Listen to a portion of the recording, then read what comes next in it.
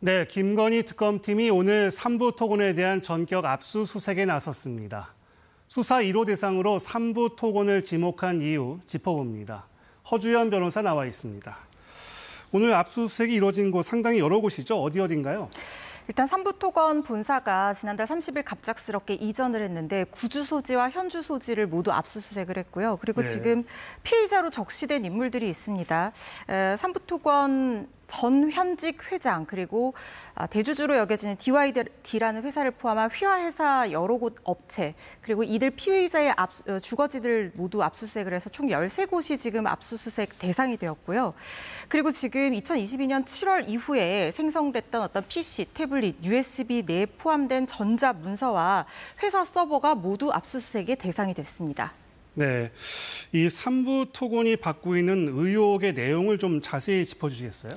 일단 이 3부 토건이 받고 있는 의혹이라는 것은 결국에는 우크라이나 재건 사업에 3부 토건이 참여를 한다라고 하면서 사실상 추진할 의사나 능력이 없음에도 MOU를 체결하거나 체결한 척했고 이와 관련된 보도자료를 공개를 함으로써 허위로 주가를 띄웠다는 겁니다. 그래서 이렇게 조작한 주가로 인해서 전현직 회장과 경영진이 수백억 대의 부당 이득에 따르는 시세 차익을 봤다. 그래서 자본시장법에 위반한 행동이 있었다.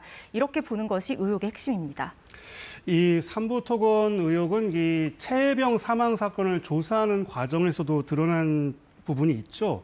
그 김건희 여사도 여기에서 어떤 의심을 받고 있는 내용이 있습니까? 그렇습니다. 3부 토건이 처음 이 우크라이나 재건 사업에 참여한다는 보도자료를 배포한 것이 2022년 6월경입니다. 그런데 그때 당시에는 그렇게 많이 주목을 받지를 못했었어요. 그리고 사업의 실체가 없다는 것이 어느 정도 알려지기도 했었고 이런 상태로 1년을 지지부진하게 끌었는데 2023년 5월에 갑작스럽게 주가가 무려 5배나 뛰는 계기가 생깁니다. 그게 바로 폴란드에서 열렸던 우크라이나 재건 포럼인데 여기 3부 토건의 주요 경영진, 임원진들이 참석을 했을 뿐만 아니라 원희룡 국토부 장관도 참석을 한 거예요. 그러니까 사람들이 뭔가 정부가 움직이는 걸 보니까 실체가 있겠구나라고 믿었는데 말씀하신 것처럼 여기에 김건희 여사가 어떤 역할을 했다, 윤석열 전 대통령 부부가 어떤 역할을 했다는 의혹이 포착이 된 겁니다. 바로 그것이 이른바 최혜병 특검이 지금 수사 대상으로 하고 있는 임성근 구명 로비 의혹과 관련한 내용이 오갔던 채팅방이었습니다. 김건희 여사의 도이치모터스 주가 조작 혐의에 이 계좌를 관리했던 그 관리인인 이종호 블랙펄 인베스트먼트 대표가 갑자기 3부 내일 체크라고 글을 올렸는데 그러고 나서 이틀 뒤에 이 포럼이 열리면서 윤석열 전 대통령 부부가 우크라이나 대통령 영부인을 실제로 만난 겁니다. 포럼에 장관도 참여를 하고 윤 대통령 부부가 우크라이나 영부인도 만나고 이런 여러 가지 정황들이 3부 토건의 허위 보도자료와 맞물리면서 거래량이 무려 40배 폭증했고요. 주가도 1,000원이었던 것이 5,000원 이상으로 5배 넘게 폭등을 했습니다. 그래서 엄청난 시세 차익을 거두게 됐거든요. 지금 여기서 윤석열 전 대통령 부부가 정확하게 어떤 역할을 했는지까지는 아직까지는 파악이 되고 있지 않습니다만 이 과정에서 어떤 역할을 했던 것인지 그리고 혹시나 대가를 받은 것은 없는지 이런 것들이 수사의 중심이 될 것으로 보입니다.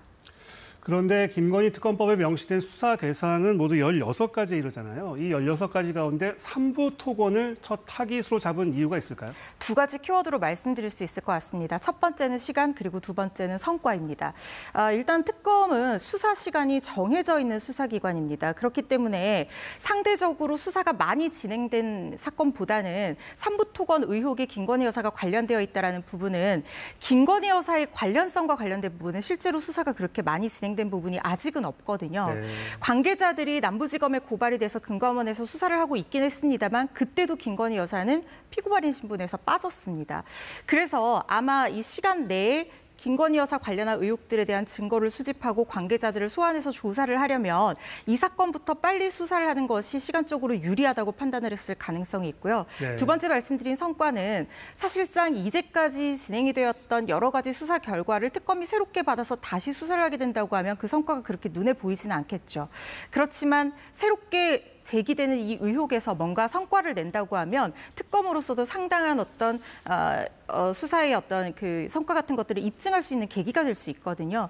그렇기 때문에 3부 토건 의혹을 가장 먼저 수사하는 걸로 결정한 것이 아닌가 싶습니다. 그 말씀하신 시간과 성과를 감안한다면 김건희 여사도 곧 부르겠네요.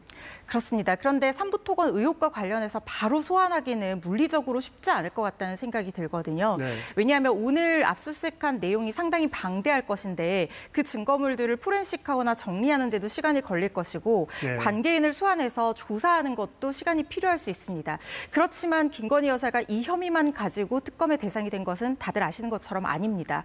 그렇기 때문에 지금 피의자로 적시됐고 실제로 소환까지 이루어졌던 명태균 관련한 공천 개입 의혹이라든가 도이치모터스 주가 조작 의혹 등으로 이 삼부토건 의혹과는 별개로 이번 달 안에 소환 조사가 개시될 가능성도 배제할 수는 없어 보입니다. 네, 그 역시 뭐 김건희 여사 수사와 관련된 내용인데요. 이 건진법사 청탁 의혹과 관련해서 그 문제의 샤넬 신발의 사이즈를 특검이 파악한 걸로 전해졌다고 하죠. 그렇습니다. 문제의 샤넬 신발 사이즈가 250mm라고 합니다. 250.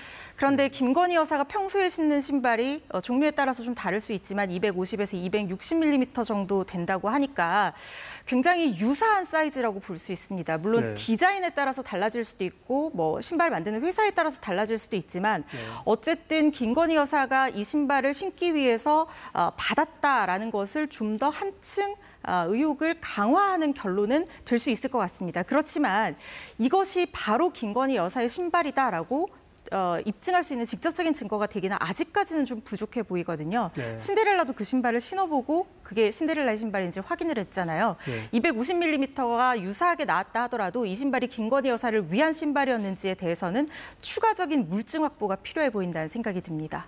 그렇군요. 그 내란 특검 수사도 좀 살펴보겠습니다. 특검팀이 오늘 김주현 전 민정수석 그리고 김성훈 전 경호처 차장을 불러 조사했습니다.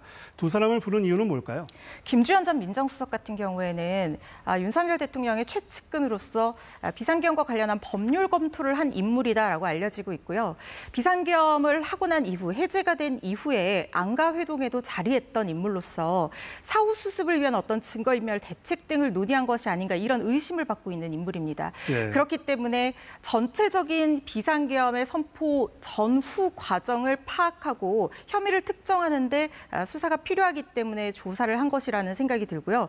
김성훈 전 경호처 차장 같은 경우에는 이 체포영장을 집행하는 데 저지를 하면서 이 지시를 하달했던 그 과정이라든가 비화폰을 삭제하면서 관련한 증거를 인멸했다는 그 관련 혐의에 대해서 또 의심을 받고 있는 인물인데 그때 어떤 경위를 통해서 지시를 하달하고 본인의 자의적인 판단이었는지 윤석열 전 대통령이 지시를 받았는지 받았다면 어느 범위까지 어떤 방법으로 받았는지 이런 것들을 총체적으로 수사하기 위해서 소환한 것으로 보입니다. 네. 그리고 특검은 그 비상계엄 당시 그 비상계엄 직전 국무회의에 없었던 국무위원들을 불러 조사하고 있는데요. 이건 어떤 이유에서입니까? 이게 사실 비상계엄이 있었던 날 비상계엄의 법적인 요건인 국무회의가 정상적으로 적법 절차에 따라서 진행됐는지 그 사실관계 자체를 재구성할 필요가 있습니다. 왜냐하면 국무회의가 형식적인 것에 불과했다라는 의심을 지금 특검 측에서는 하고 있거든요. 그러니까 비상계엄을 하기로 결론을 내놓고 형식적으로 날림 국무회의를 했고 그 회의록 자체라든가 이런 것들도 사전에 작성된 정황, 그다음에 비상계엄 국무회의에 참석하지 않았던 강의구 전 실장이 시간까지 수정하면서 작성한 정황, 그리고 선포문도 사후에 한덕수 전 총리에 의해서 폐기된 정황, 이런 것들에 대한 의심이 있는 상황입니다. 여기에서 사실관계를 구체적으로 확인을 하려면 참석한 당사자들뿐만 아니라 참석을 하지 않았던 당사자들이 왜 참석을 하지 않게 됐는지 그 경위도 파악을 해볼 필요가 있을 것이고요. 네. 이것은 나아가서 참석하지 않은 국무위원들의 심의 표결권 침해 행위가 될 여지도 있거든요. 그렇다고 하면 윤석열 전 대통령에게 직권 남용 혐의를 추가할 수 있기 때문에 이런 수사가 진행된 것이라는 생각이 듭니다. 네, 하나만 더 여쭤보겠습니다. 그 순직 해병 특검이 어제 임성근 전 사단장을 소환했잖아요. 이 성과가 좀 있었습니까? 사실 실질적인 성과가 그렇게 뚜렷하게 보이지는 않는 상황 같고요. 추가적인 조사를 더 계획하고 있다는 보도도 나왔습니다. 4시간 정도 조사를 했지만 자신의 혐의에 대해서는 대부분 진술을 거부했고 윤석열 전 대통령과 관련한 혐의에 대해서는 일부는 답변하고 일부는 거부했다고 하는데 그 답변 내용이 유의미했을 것 같다는 생각은 들지 않거든요. 앞으로 추가적인 조사를 통해서 보다 구체적인 사실관계를 확인할 필요가 있어 보입니다. 네, 허주연 변호사였습니다. 말씀 잘 들었습니다.